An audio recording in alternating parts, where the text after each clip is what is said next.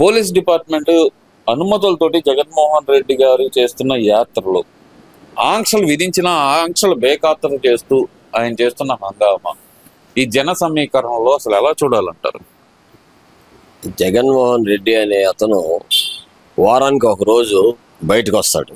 బయటకు వచ్చినప్పుడు స్క్రిప్టు ఏ రకంగా అబద్ధాలు చెప్పాలి, నిజాన్ని అది అబద్ధంగా ఎలా నిరూపించాలి అనేటువంటిది ఒక వారం రోజులు ఇంట్లో కూర్చొని కొంతమంది అనుచరుల చేత ఒక స్క్రిప్ట్ లాగా తయారు చేపిస్తాడు. ఈ తయారు చేపించేటటువంటి స్క్రిప్ట్ని తను బయటకు వచ్చినప్పుడు మొత్తం దాని గురించి ఏ రకంగా అయితే ప్రభుత్వం ముందుకు వెళ్తుందో ఆ ప్రభుత్వం యొక్క వెనక్కి ఏ రకంగా తీసుకెళ్లాలనేటువంటి కాన్సెప్ట్తోనే ఆయన ప్రెస్లో మాట్లాడేటప్పుడు కానీ పబ్లిక్లో మాట్లాడేటప్పుడు కానీ ఒకసారి గ్రహించాల్సిన ఆవశ్యకత ప్రతి ఒక్క తెలుగువారి పైన ఉందని చెప్పి తెలియజేస్తున్నా. ఇవాళ జగన్మోహన్ రెడ్డి అనేటువంటి వ్యక్తి ఇవాళ నిన్న వచ్చాడు. వచ్చిన తర్వాత ఆయన ఎట్లా మాట్లాడాలా, ఆయనకి అక్కడ ఉన్నటువంటి సమస్యల మీద ఆయనకి ఏదన్నా ఇబ్బంది కలిగిన అక్కడ ఉన్నటువంటి స్థానిక ప్రజలకు ఇబ్బంది కలిగితే వాటి సమస్యల పైన మాట్లాడాలి. ఇవాళ దొంగల పడ్డ 6 నెలలకి ఆల్రెడీ టొబాకో బోర్డు వారితో మాట్లాడి సెంట్రల్ గవర్నమెంట్తో మాట్లాడి ఆల్రెడీ చంద్రబాబు మోడీ గారి దృష్టికి తీసుకెళ్ళి స్థానికంగా మన ఫైనాన్స్ మినిస్టర్ గారి దృష్టికి తీసుకెళ్ళి ఆల్రెడీ టొబాకో గురించి రైతుల యొక్క సమస్యల్ని గత 2-3 నెలలుగా చంద్రబాబు నాయుడు గారు ఆ పని మీదే ఉండి దాని రైతులకి న్యాయం ఎలా చేయాలనే దాని మీద చేస్తూ ఉన్నారు.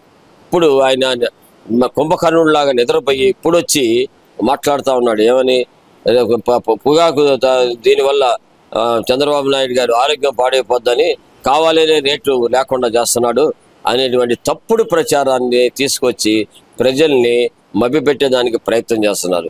ఇతను ఏమనుకుంటున్నాడంటే గతంలో నేను ఎన్ని అబద్ధాలు చెప్పినా కూడా నమ్మారు. గతంలో నేను రాగానే మీ అందరికీ వేలల్లో ఉద్యోగాలు డిఎస్సి పెట్టేసి ఉద్యోగాలు ఇచ్చేస్తాను, ఉపాధ్యాయులకి న్యాయం చేస్తాను, అది ఇదని చెప్పి ఏ రకంగా అయితే పబ్బం గడిపుకున్నాడో అదే రకంగా ఇప్పుడు కూడా చెప్పి దీన్ని ఏ రకంగా తను బెనిఫిట్ పొందాలనే ఆలోచనతోనే ఉన్నాడని చెప్పేసి తెలియజేస్తున్నాం. ఇక్కడ మరోవైపున రాష్ట్రం నుంచి కంపెనీలన్నీ వెళ్ళిపోతున్నాయి అని చెప్తున్నారు. ఒకవైపున వైసీపీ నాయకులందరూ రాష్ట్రం నుంచి కంపెనీలన్నీ వెళ్ళిపోతున్నాయి అని చెబుతున్నారు. కానీ పార్లమెంటు వేదికగా విదేశీ పెట్టుబడులే దాదాపు $600 మిలియన్ అనేది 2 సంవత్సరాల్లో వచ్చినాయి అని చెప్పి పార్లమెంటు సాక్షిగా వాళ్ళ ఎంపీ గురుమూర్తి అడిగితే కేంద్ర ఆర్థిక శాఖ మంత్రి చెప్పిన వివరాలు మరి ఎలా చూడాలి అసలు ఇవన్నీ?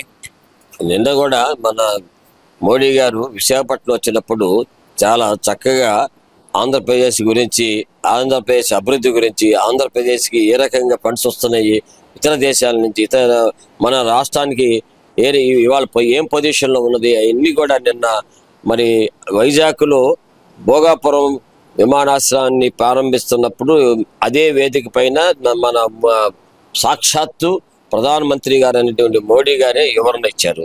అలాంటి వివరణ ఇచ్చిన తర్వాత మాట్లాడేటువంటి ప్రాథమిక హక్కు మీకు లేదని చెప్పేసి తెలియజేసుకుంటారు. ఇవన్నీ ఒకెత్తే ఏంటి, బియ్యం తింటే క్యాన్సర్ వచ్చిద్ది, మిర్చి తింటే అసిడిటీ వచ్చిద్ది, మామిడికాయ తింటే షుగర్ వచ్చిద్ది అని చెప్పి చంద్రబాబు నాయుడు గారు చెప్పారంట. నిజమేనండి ఇది? ఇవాళ వీరికి చంద్రబాబు నాయుడు గారి పేరు మీద చెప్పాల్సిన పనిలే. ఎవరైనా సరే అతిగా తింటే వస్తుంది, అది డాక్టర్లు చెప్పే విషయం.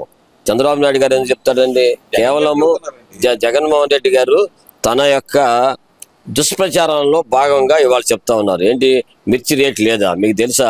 ఎప్పుడైనా మీరు మిర్చి యార్డు అన్ని సంవత్సరాలు ఉన్నారు, ఎప్పుడైనా మిర్చి యార్డుకి వచ్చి కనీసం మిర్చి రైతుల సమస్యలు కానీ మిర్చి వ్యాపారస్తుల సమస్యలు కానీ గత 5 సంవత్సరాలుగా మీరు ఎప్పుడైనా పట్టించుకున్నారా? ఇవాళ వచ్చి ఆ రైతుల మీద ముసలి కన్నీరు కార్చి ఇవాళ మంచి రేటు ఉంది మిర్చికి. ఇవాళ ఏ పనికిరా ఆఖరికి తాలు కూడా ఇవాళ 18 లక్షలు 16,000 15,000 రూపాయలు ఇవాళ తాలు అమ్మేటువంటి పరిస్థితి ఇవాళ కనిపిస్తూ ఉంటే అది ఇవాళ రైతులందరూ కూడా హ్యాపీగా ఉన్నారు. ఇంకా రేటు పెరుగుద్దని ఇంకెక్కువ, ఎందుకంటే రైతు ఆశ ఏంటంటే వర్షాలు లేవు కాబట్టి ఇంకా పంటకి డిమాండ్ ఉంటుంది కాబట్టి ఇంకా రేటు ఎక్కువ వస్తుందనే ఆలోచనతో ఉన్నాడు. ఇవాళ గతంలో మనం 10,000 రూపాయలు అమ్మింది ఇవాళ 25,000 రూపాయలు అమ్ముతా ఉంది. అలాగే ఇవాళ బ్యాడిగా అనేటువంటిది 30,000 రూపాయలకి వెళ్ళింది. ఇవాళ ఇలాంటి రేటు విషయంలో చాలా చక్కగా ఉంది. ఇవాళ వర్షాలు లేవు కాబట్టి ఇంకా పెరుగుతుందని చెప్పేసి ఆశ, మానవుడు అన్న తర్వాత ఆశ ఉంటుంది.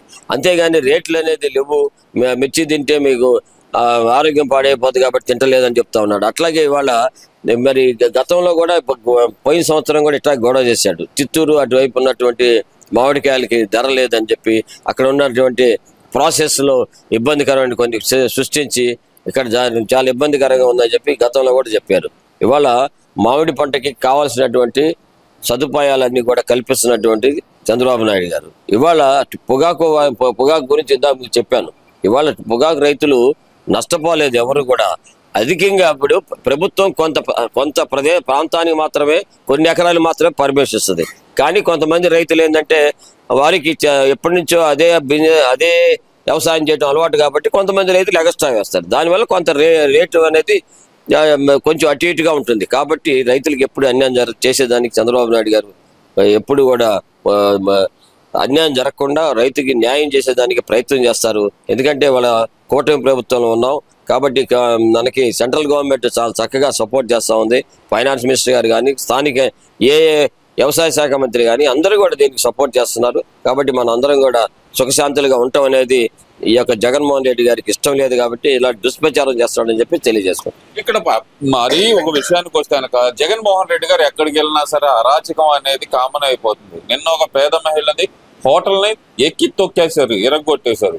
చిత్తూరు మామిడి పరిశ్రమకి వెళ్ళినప్పుడు మామిడికాయలను తొక్కేచ్చారు. నిన్న పొగాకు బేళ్లు తొక్కేశారు. అంతకు మొదల ఇటు వెళ్ళినప్పుడు అక్కడ పొగాకు బేళ్లు, గుంటూరు వచ్చినప్పుడు మిర్చి బస్తాలు మాయం. ఏంటంటారు ఇదంతా, అసలు ఎలా చూడాలంటారు? ఇప్పుడు క్లియర్గా అర్థమవుతుంది పోలీసు వారికి కానీ మనకు కానీ క్లియర్గా అర్థమవుతుంది. ఏంటంటే ఇతను ఒక ప్రోగ్రాం తీసుకున్నాడంటే ఇక ఎవరైతే పిక్ ప్యాకెటర్స్, దొంగలు, రౌడీలు, గుండాలు ఉంటారో వారందరూ కూడా ఏ రకంగా డబ్బు సంపాదించవచ్చు అనేటువంటి చెడు మార్గాలకి ఒక ఇతను దిక్చూసిలాగా పనిచేస్తున్నాడు. ఇప్పుడు ఏంటంటే అలాంటి గుంపులో గోవింద అనేటువంటిది మనకు ఒక సామెత ఉంది. ఏదైనా చెడు 10 మంది ఉన్నప్పుడు చెడు కనుక చేస్తే ఎవరు గుర్తించరు అనేటువంటి కాన్సెప్ట్తోనే వీళ్ళందరూ కూడా ఎవరైతే ఈ దొంగలు ఉన్నారో, దోపిడీదారులు, మోసపూరితం చేసేవాళ్ళు, చీటింగ్ చేసేవాళ్ళు, పిక్ ప్యాకెటర్స్, ఈ గంజాయి అమ్ముకునే వాళ్ళు, వీళ్ళందరూ కూడా దీన్ని ఉపయోగించుకొని వారి యొక్క కార్యకలాపాలు జరుపుతున్నారు. కాబట్టి అందుకనే పోలీసు వారు కూడా ఇందులో చేయాల్సిన పని ఉంది. ఏంటంటే ఎలాంటి వాళ్ళందరినీ కూడా ఎవరెవరైతే ఉన్నారో వాళ్ళందరినీ కూడా ముందే అరెస్ట్ చేయాల్సిన బాధ్యత పోలీస్ వ్యవస్థపై కూడా ఉంది.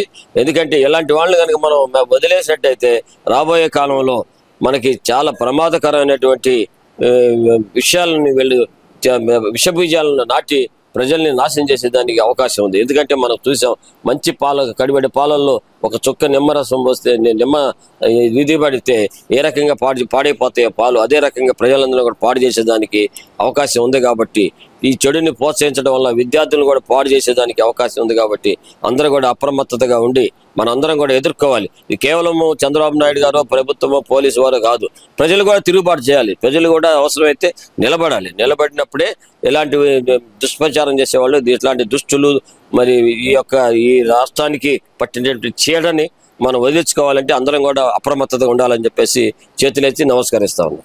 Thank you.